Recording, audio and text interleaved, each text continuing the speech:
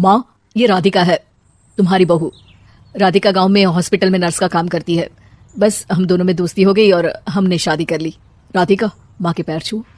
अरे चल हट नालायक। अरे मैंने क्या क्या सपने देखे थे कि तेरी शादी किसी अमीर घर में करूंगी और दहेज में लाखों रुपए लूंगी, और तू गांव की इस मामूली लड़की को मेरी बहू बनाकर ले आया। लेकिन बेटे की जिद के आगे सुनीता देवी मजबूर हो जाती है। राधिका सुनीता देवी को फूटी आंख भी नहीं भाती थी। तुम चिंता मत करो भाग्यवान, हम दोनों मिलकर अपनी बहू को इतना सताएंगे कि वो हमसे तंग आकर ये घर छोड़कर चली जाएगी। फिर हम अपने बेटे की शादी किसी बड़े सेठ की बेटी से कर देंगे, ठीक है? अगले दिन सुनीता देवी अपने बेटे का कमरा साफ कर रही होती है। तभी बहू के सामान में उसे एक बड़ी बड़ी मूंछों वाले आदमी की तस्वीर दिखाई देती है और उसके कंधे पर एक बड़ी सी बंदूक टंगी होती है। तस्वीर के नीचे लिखा होता है डाकू मंगल सिंह। ये किसकी तस्वीर है बहू? ये मेरे पिताजी की तस्वीर है। बस फिर क्या था। ये सुनते ही सुनीता देवी के हाथ पैर कांपने लगते हैं। वो भागती हुई सीधा अपने पति के कमरे में जाती है। अरे गजब हो गया जी, गजब। अरे क्या हो गया भाग्यवान? हमारी बहू एक मशहूर डाकू मंगल सिंह की बेटी है। हे भगवान, अब क्या होगा? क्या कहा? डाकू मंगल सिंह? अरे मर गए रे। सुना है वो तो बड़ा ही खतरनाक डाकू है, मारता ज्यादा है गिनता कम है। लोग पुलिस वाले भी उसके नाम से कांपते हैं।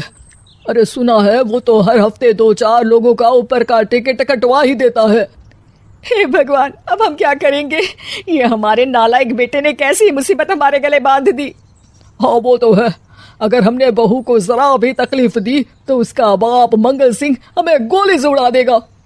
अब जो मैं कहता हूँ उसे ध्यान से सुनो।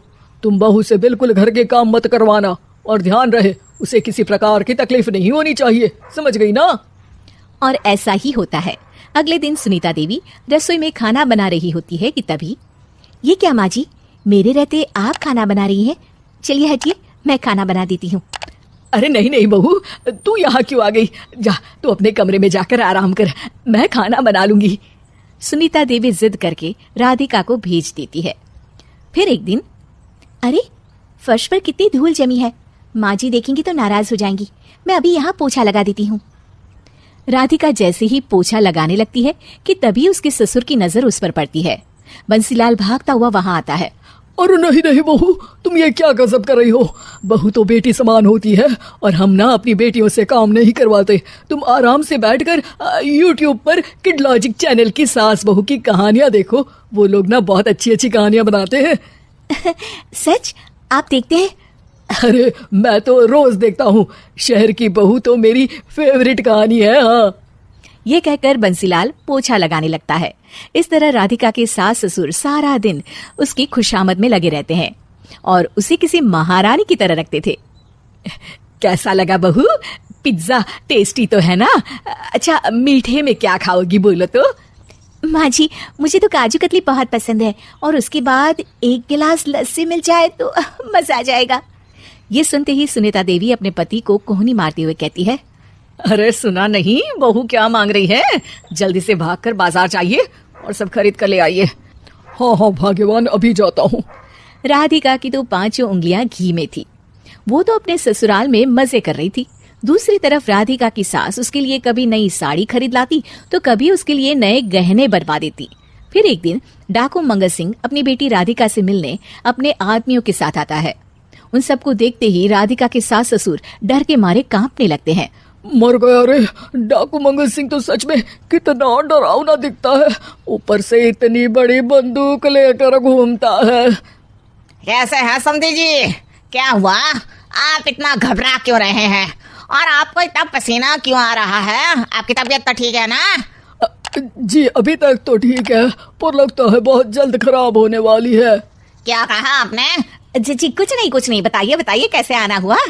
दरअसल आज आपके शहर में हमारी नाटंकी मंडली का प्रोग्राम है, तो इसी बहाने सोचा बेटी का ससुराल भी देखता चलूं।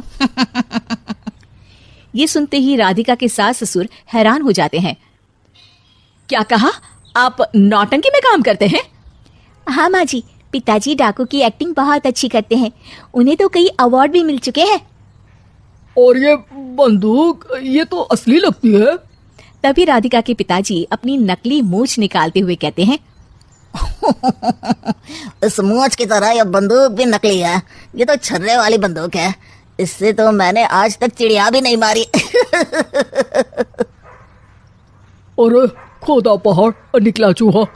इसका बाप तो मामूली नौटंकी वाला निकला और हम इससे डर कर बहू की नौकरों की तरह सेवा कर रहे थे।